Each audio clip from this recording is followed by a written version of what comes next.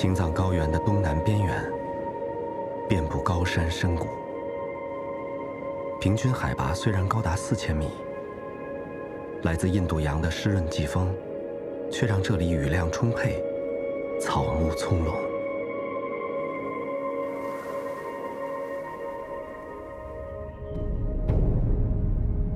云南香格里拉的普达措，就处在中国地势第1阶梯和第2阶梯的分界线上。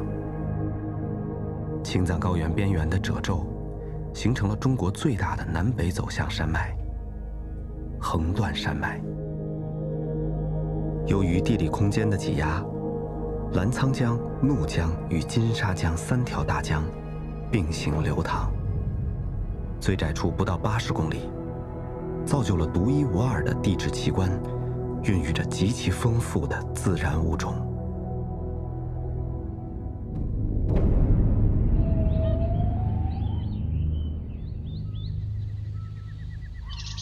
在普达措以北的山林中，生活着除人类以外栖息地海拔最高的灵长类动物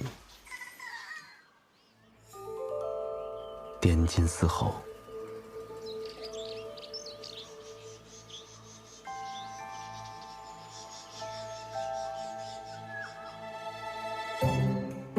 这个小家伙才刚满1岁。大部分滇金丝猴妈妈会在孩子出生后的1年里暂停生育，专心哺育小宝宝。现在，它可以独享母爱。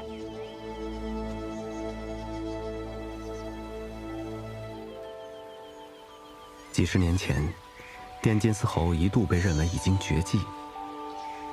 现在全球仅存的3000多只滇金丝猴，大部分生活在横断山脉中的这一片狭小区域。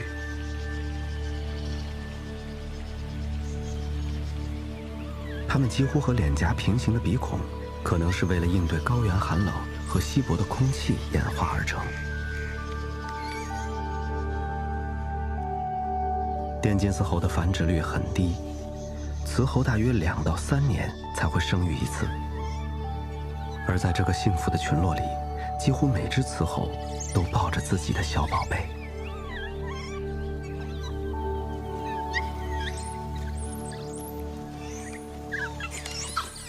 大一些的小猴子已经可以离开妈妈，和伙伴一起在树上玩闹。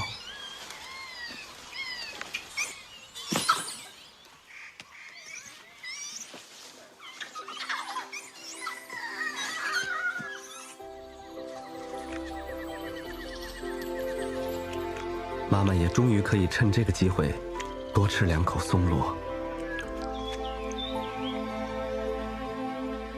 松萝是一种寄生在树上的地衣，是滇金丝猴冬季唯一的主食。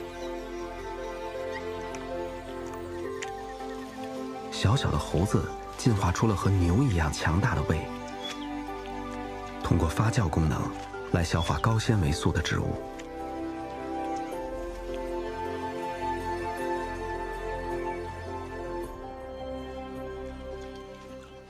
小猴子好奇心旺盛，想要尝试各种新鲜的口味，逐渐越走越远。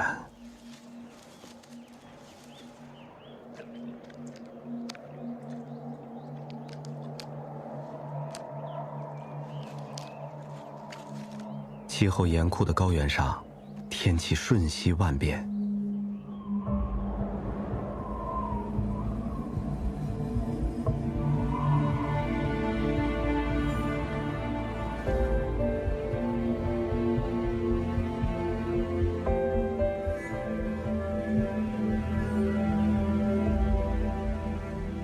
大雪迅速覆盖了山林，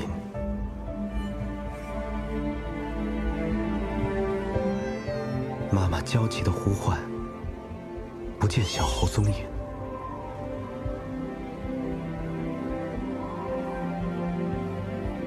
气温骤降至零下，猴群需要抱团取暖才能渡过难关。小猴子身处险境，如果在天黑前找不到家人，它将很难独自撑过这个夜晚。妈妈的呼喊被淹没在风啸中。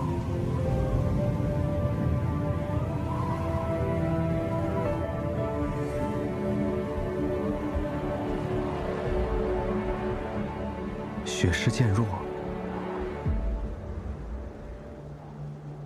小猴子视线渐渐清晰。他发现了远处熟悉的身影。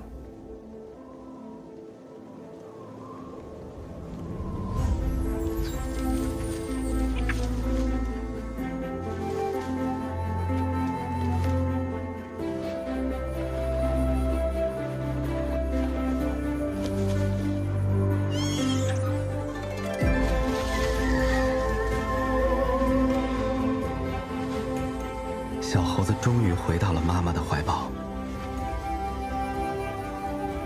紧紧抓牢，再也不想分开。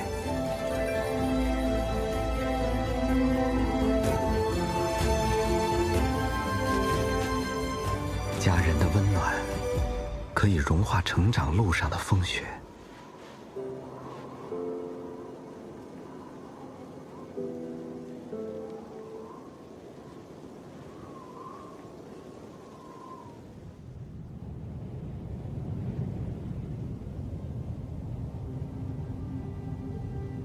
对于高原上的一些动物而言，迁徙越冬是最佳的选择。在海拔较低的温暖山谷之中，每年冬天都会有传说中的仙鸟从天而降。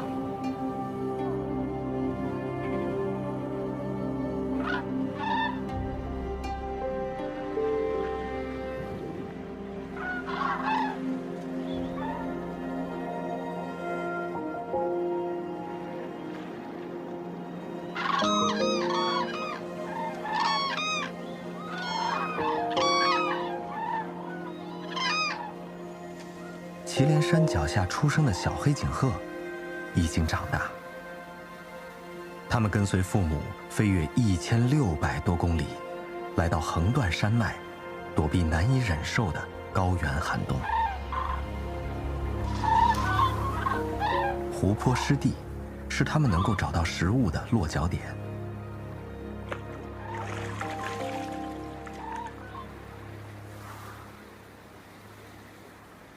天气日渐寒冷，湿地水面开始结冰，食物变得更难寻觅。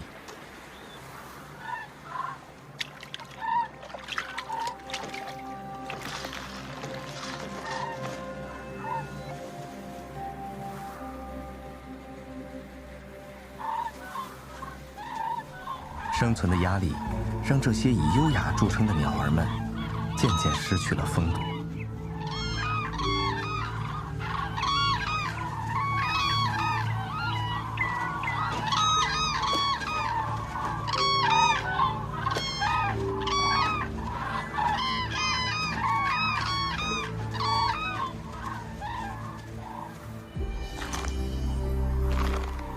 一直以来，黑颈鹤都被当地村民奉为上宾，人们很乐意在困境中伸出援手。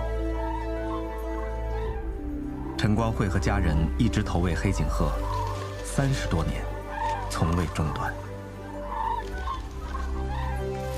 对我来说，就是跟家人一样的，跟朋友一样的，都很亲近的。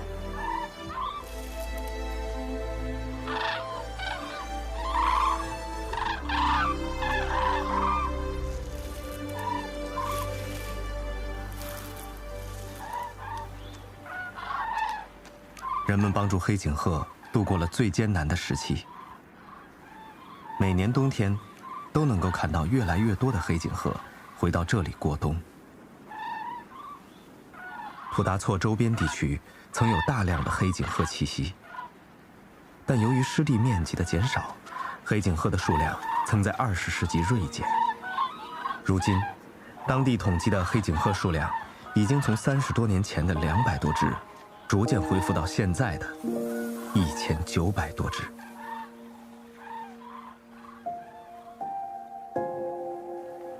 作为一名保护野生动物的志愿者，陈光慧不会每次都把黑颈鹤喂饱，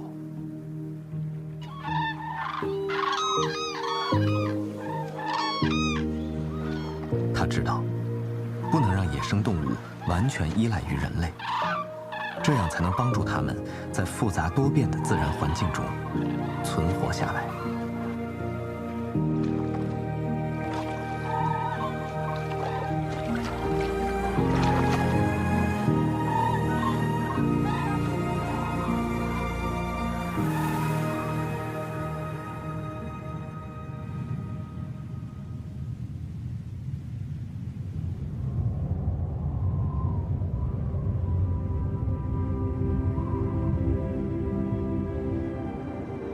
横断山脉的北端，衔接着岷山、邛崃山和大小相岭山系。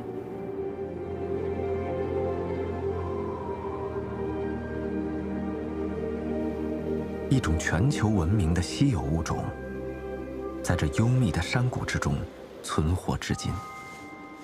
它是中国最具代表性的动物，受到全世界人们的宠爱——大熊猫。面对突如其来的坏天气，国宝也得靠自己的本事应对，那就是睡觉。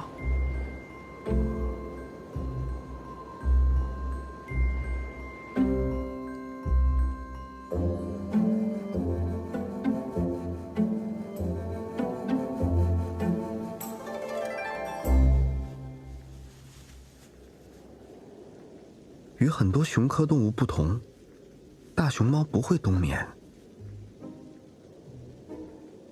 虽然浑身裹着浓密的皮毛，有助于保暖和抵御雨雪，但因为长期吃素，食物转化的热量极低，为节约体能，它们甚至每天有12小时都可以选择在睡眠中度过。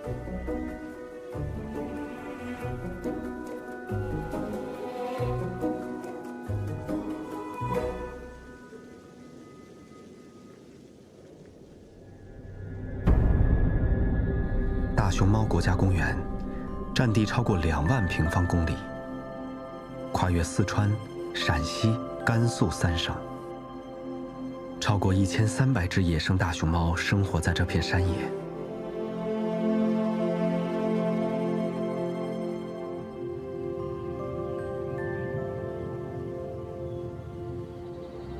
这里是全球地貌最为复杂、气候垂直分布带最为明显、生物多样性最为丰富的地区之一。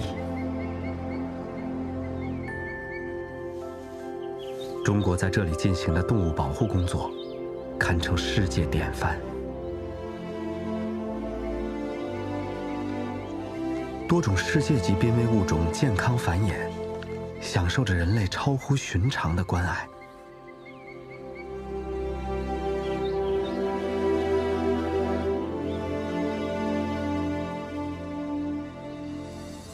国家公园的建立，更在于维护它们生存所需的完整生态系统。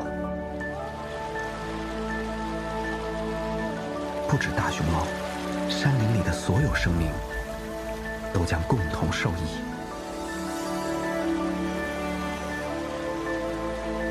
许多物种的生存都依赖于山谷间的这种植物——竹子。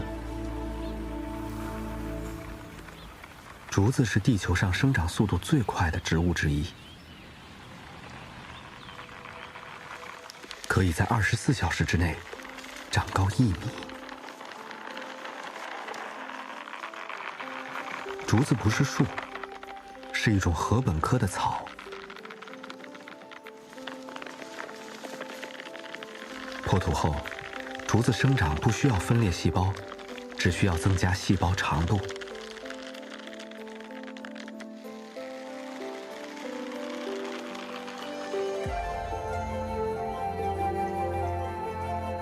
世界上有1000多种竹子，中国的竹林在数量和种类上都是世界之最。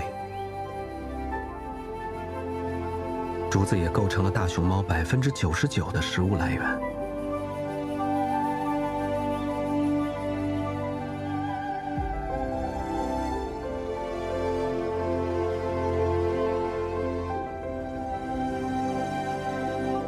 山林中还有另一种吃竹子的动物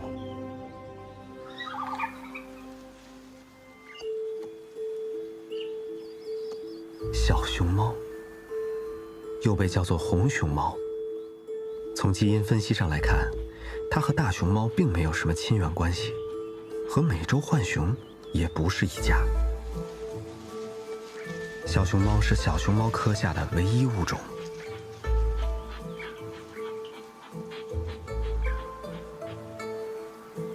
它的一生中有80%的时间都在高大的树冠上度过，一次躲过许多天敌。新鲜的竹叶是它们最喜爱的食物。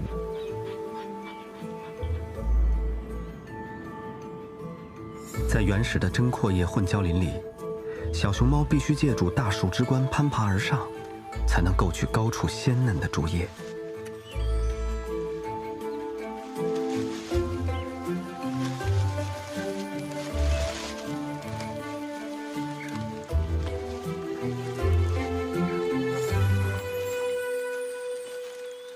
大树阶梯和美味的竹林缺一不可，共同构成了小熊猫生存的必要条件。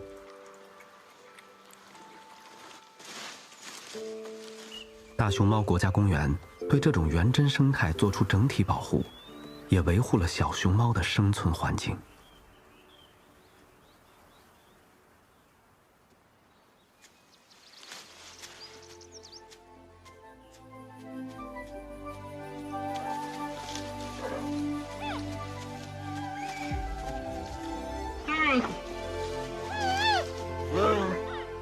对于熊猫宝宝来说，吃竹子并不是一件简单的事。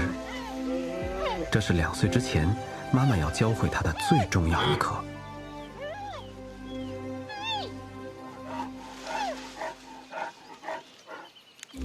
先要挑出一根富含植物蛋白的好食材，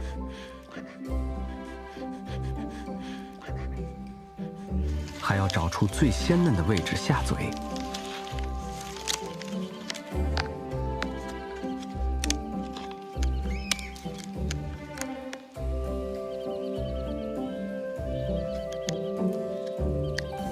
成年大熊猫一天的食量高达40公斤。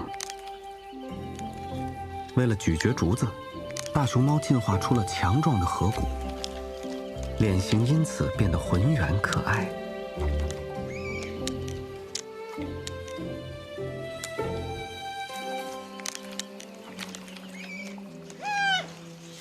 熊猫宝宝已经迫不及待地对着一截树枝下了嘴。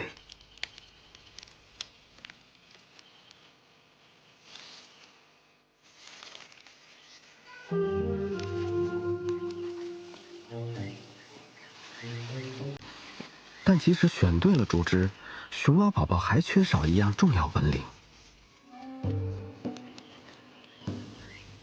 它的体内还是典型的肉食动物消化系统，天生缺失一种至关重要的植物消化酶。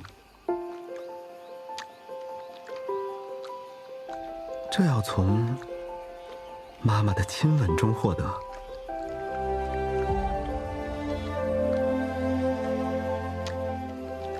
通过唾液输送的特殊肠道菌群，能够促进植物纤维素的消化。熊猫宝宝一般会在18个月左右断奶。当它学会了自己吃竹子，熊猫妈妈才会渐渐和它分开，让熊猫宝宝开始独立生活。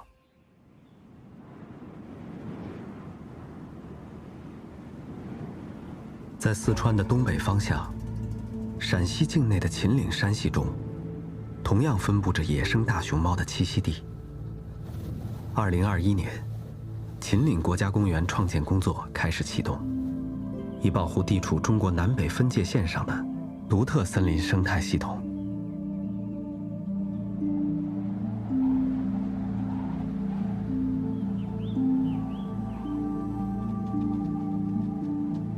大熊猫的邻居羚牛，低调地生活在四川和陕西的山岭中，吃了一个冬天的干竹枝。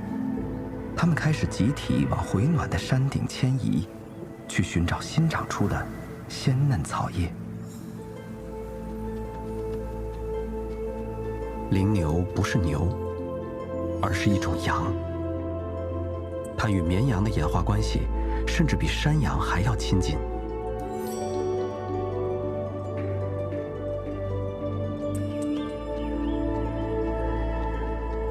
在尚未发育成熟的小羚牛脸上，还是能看到更接近羊的轮廓。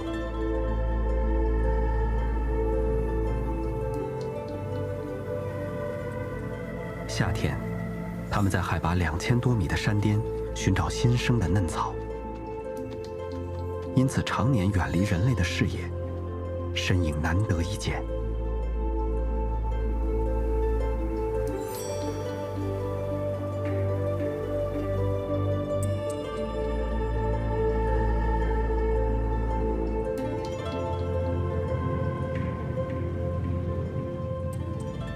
秦岭脚下，另一种曾濒临灭绝的珍稀物种，如今与人朝夕共处。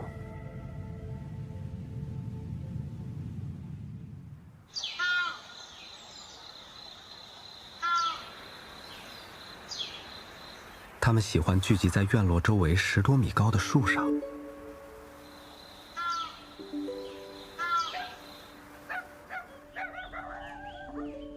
天还没亮，就会把许多人从梦中叫醒。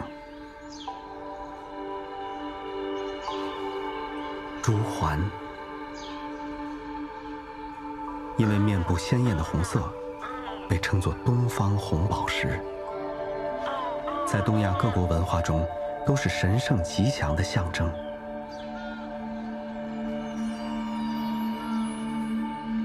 30多年前，野生朱鹮已陆续在日本、韩国绝迹。1981年，世上仅存的7只野生朱鹮，在秦岭脚下的洋县被发现。从那时起，当地的居民就参与到了保护朱鹮的行动之中。初春时节，农民严长禄家的后山坡上，住下了一窝朱鹮。他每天都要查看巢里的小鸟。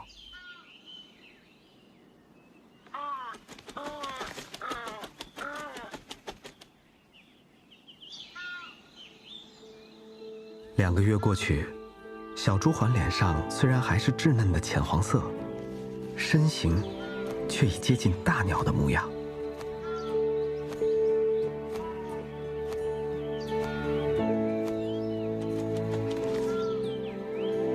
它们开始学着扇动翅膀，做起离巢飞翔的准备。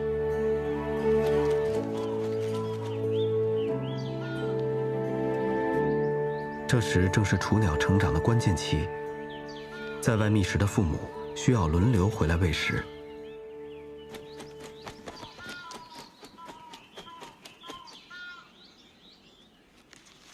2只小鸟都争着想吃到第一口，互不相让。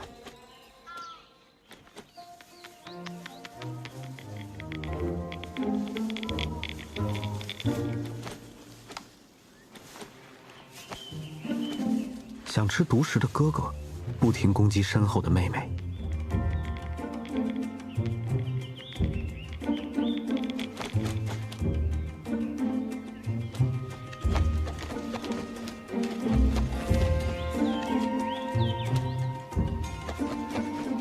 弱小的朱鹮妹妹只得默默忍受。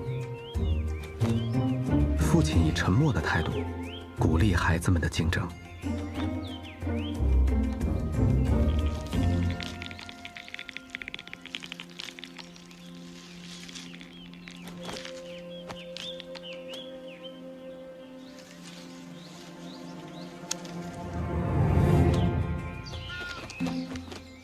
哥哥掏空了父亲嘴里的食物，妹妹连一口也没能吃上。显然2只小鸟都还没有吃饱，父亲只能继续外出觅食。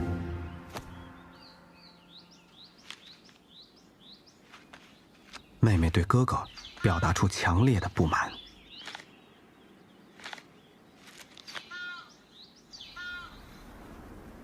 春天就要过去了，和朱鹮同样忙碌的，还有在稻田里赶着插秧的农民。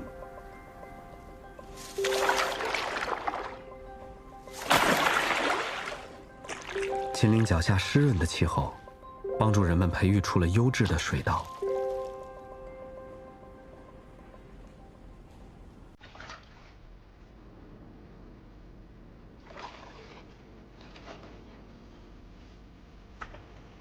水田中富含多样的水生生物，是朱鹮觅食的绝佳场所。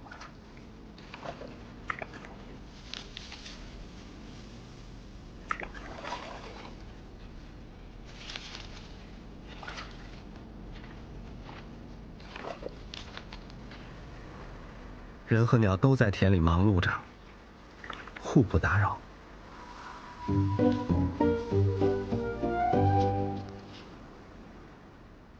但是，朱鹮经常会踩到新插下的秧苗，幼苗倒在泥里便难以成活，这让人有些无奈。严老伯已经习以为常，况且现在朱鹮窝里还有嗷嗷待哺的小鸟，他更不会去计较这点得失。几斤粮食小事情，这个伤害不太大了就算了。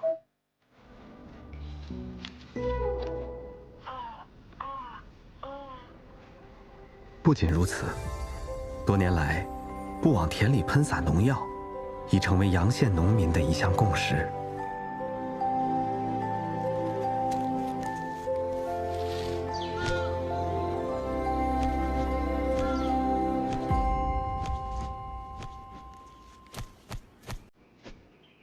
又一份新鲜的食物被带了回来，朱鹮妹妹还是没争到吃的。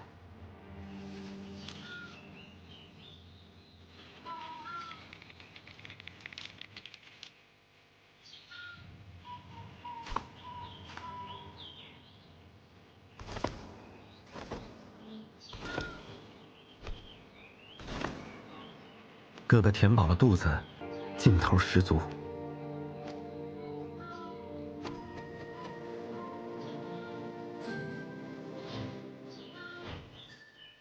终于成功离巢飞翔。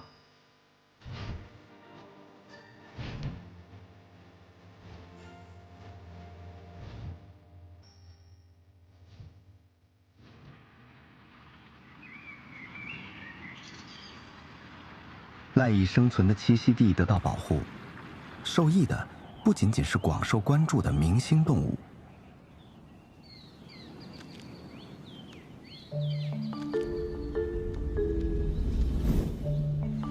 护林员们正在执行一项特殊任务，寻找另一种在树上生活的稀有物种。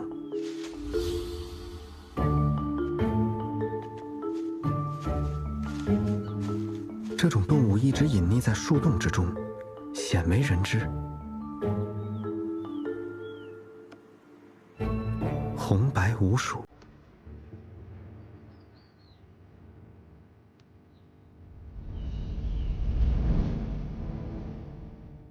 它们可以在腕部和踝部之间张开特殊的皮膜，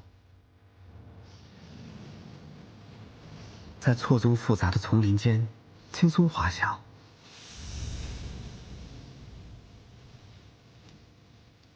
一次滑翔的距离可长达数百米，大大扩展了它的觅食空间。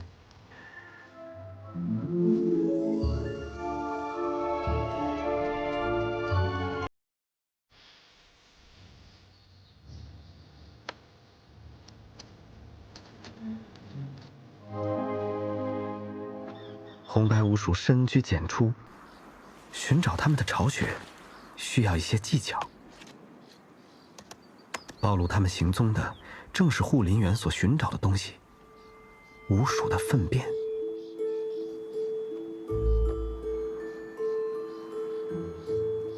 它们总是在洞口旁的同一处地方排便，也许是为了宣示领地主权。几个世纪以来，一直有人收集红白鼯鼠的粪便，认为它有止痛的药用价值。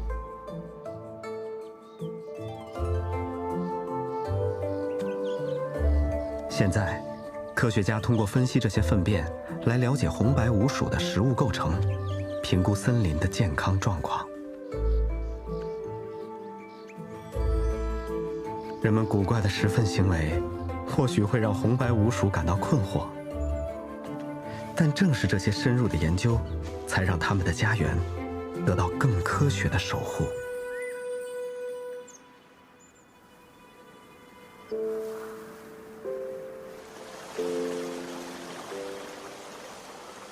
对许多野生动物来说，深藏宅中，也许是一种理想的生活方式。但野生大熊猫需要在某些时刻离开自己的家，来一场爱的旅行。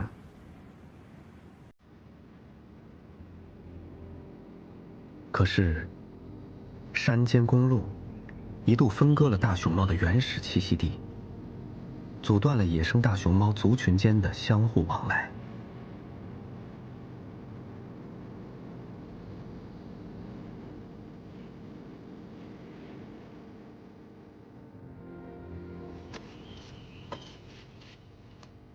这让年轻的大熊猫就像生活在孤岛，遇见心仪对象的几率大大降低。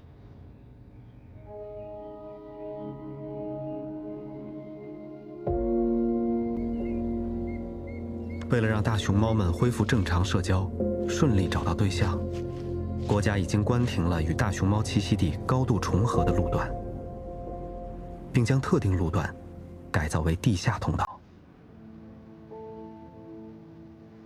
不再被使用的路面上，绿草再度生长。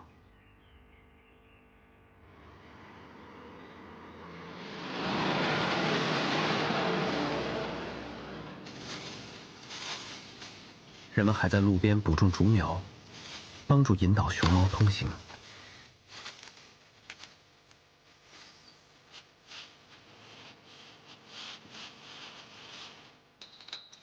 同时，原有3000多公里的铁丝围栏已被彻底拆除。人们希望这些改造后的路段能够转换成野生大熊猫的爱情高速路。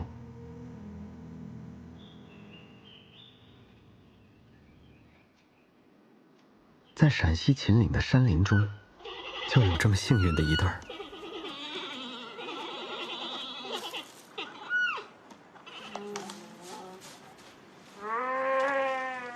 雌性熊猫已经用气味留下了求偶信号，现在它爬到树上，观察前来的求爱者。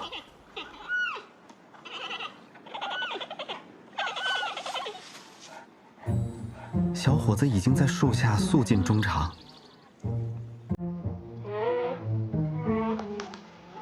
姑娘却有十足的定力。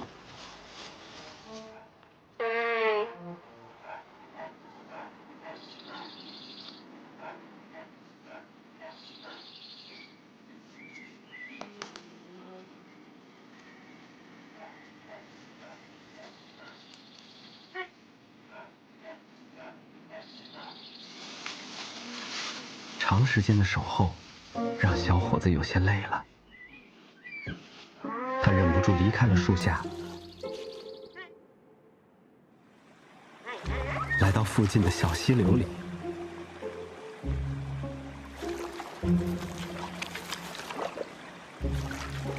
打了个滚儿，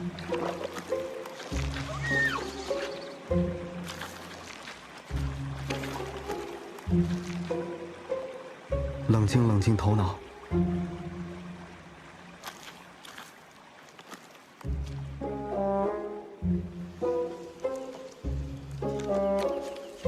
还得补充一下能量。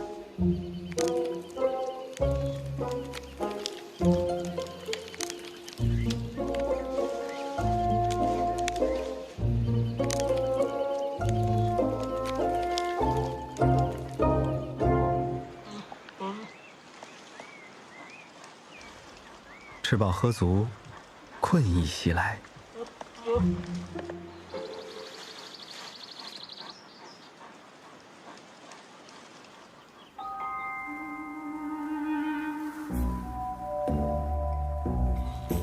没想到，竞争者出现了。